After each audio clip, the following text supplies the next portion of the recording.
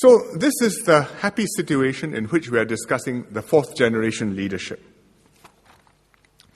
And if we are looking forward and asking how we carry this forward into the next decade, then the issue is not just, can we spot the next PM? What does he look like? But rather, how can we keep this virtuous circle going? Political stability, good governance, economic and social success, good leadership, feeding back again, and moving forward. We are in a stronger position today than we used to be, much stronger. But we will continue to face challenges internally as well as externally. And just because you're flying higher doesn't mean you can switch to autopilot, because you never know when you will run into rough weather, and if you're on autopilot and it malfunctions, you will crash. So to fly the plane higher and faster, you need to find the best crew, chart carefully the most promising path forward, and work hard together to make it happen. The basic factors will not change. I think our policies will still have to be right. We have still to give all Singaporeans a stake in the country's future. The issues may be the same, but the challenges are different. The opportunities we have also changed. We need to ensure that all Singaporeans will benefit from growth, but it's more of a challenge than before, because with globalization, there's pressure on the wages at the lower end of unskilled workers everywhere, not just in Singapore.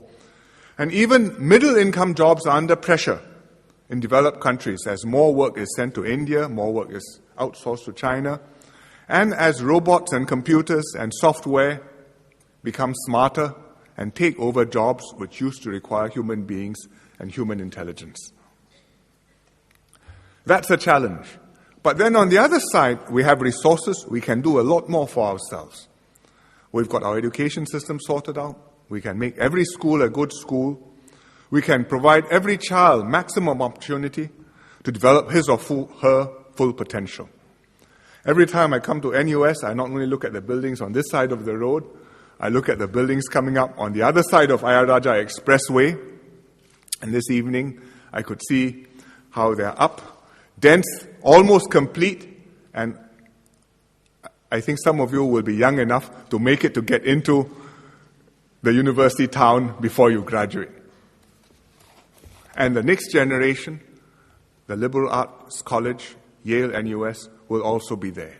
And what we're doing in NUS, we're doing in NTU, in SMU, with the polys, the ITEs, many paths forward, and therefore many opportunities for Singaporeans to do well for themselves and take advantage of globalization rather than lose out because of it. We also have to keep social mobility high, because we must have the ability for talent to rise up from whatever his background.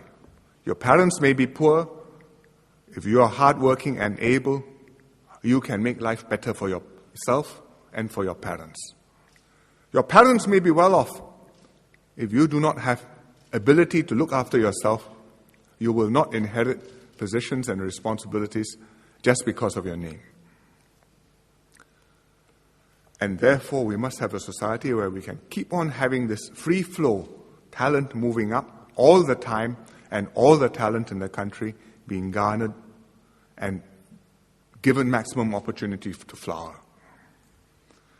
We have to strengthen racial and religious harmony.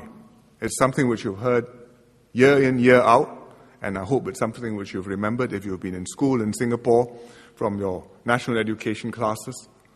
But it's also something which is more urgent now because of extremist terrorism, which threatens many countries in the world, Malaysia, Indonesia, and we are in this region.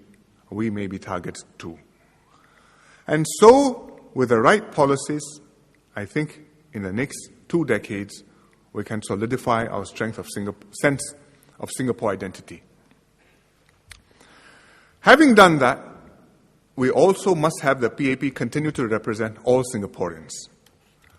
Always be open to new ideas, new talents, to accommodate a broad range of views and approaches in tackling issues and seeing our opportunities and problems, and to attract even those who disagree with us on specific things and policies to join us and make common cause and argue with us within the party and try and persuade us and exchange and benefit from the exchange of views, of different views, so that we can get the best solution for Singapore.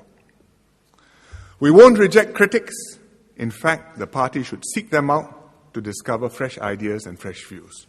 That's the way to stay open and not to become closed up and fossilized or ossified. Thirdly, we've got to preserve the strength of our political system while continuing to adapt it to changing conditions. In Parliament, we must encourage a serious debate, focusing on important issues which concern the country, and including all significant views. The NMPs and the NCMPs have made useful contributions. They've participated fully. And therefore, we've entrenched the nominated MP scheme, so it's now part of the system. And we've expanded the non-constituency MP scheme so that now there will be 9 non-constituency MPs, up to 9. So whatever happens in the general elections, there will be at least 9 opposition voices in Parliament. But of course, quality is as important as numbers. And you have 3 now in Parliament. There's nothing to stop them from holding the government to account, from propounding ideas and strategies, from challenging the government's assumptions and forcing the government to justify why it's thinking what it is doing. After all, the PAP started off small. In 1955, when the PAP first got into the Legislative Assembly, there were only 3 PAP members in the opposition. One was Lee, one was Lim Chin Siong, one was an old man, Mr. Goh Chu Chua, and the 3 of them, with the 3 of them there, the PAP established itself so effectively that within 4 years, when the next general election came, it was able to win a landslide and come into power. So, I think more representation in Parliament through the NCMP scheme is helpful, but really quality, a responsible, credible opposition is more important than numbers. We also have to keep our system open and contestable. The political system must be such that it is easy for people to come in to contest, form a party, and participate. To win cannot be so easy, because if you win, that's a big thing, and your voice will count. So you must achieve a high standard to win. But to contest, it cannot be difficult. You cannot require a lot of money. In America, it costs a lot of money. If you want to run for president, you should start thinking how you will find $500 million US, because that's about what it costs to run for president. And even to be a congressman, of whom there are about 500, it costs you a few $1 million a shot, and you spend all your time in Congress making sure you don't offend people who might contribute to your next election campaign. But in Singapore, we set a limit of $3.50 spending per party, per voter during parliamentary elections. And in fact, most parties spend a lot less than that. So it's cheap to contest, but the hurdle to get elected should be high, because you want to maintain the quality of the MPs, you want to maintain the quality of the political leadership and the political debate. And the way to make the hurdle high is for voters to vote for the party and the leaders who will serve them best. And the system encourages that, because once an MP is elected, he looks after your constituency, he's responsible for town council, he doesn't just make speeches in Parliament. And so the voters have a direct stake in electing good MPs. But whatever the election outcome, there will be 18 of them who are non-government in Parliament, and they will question the government and hold it to account. So you want a system which is not biased for any particular party, but a system which is biased towards producing an effective government for Singapore, while at the same time allowing adequate expression of opposition, alternative, non-partisan views in the political system, because there will be 25-30% of voters who will vote opposition. There will be other people who are not politically partisan, and they have a voice, and they ought to be heard.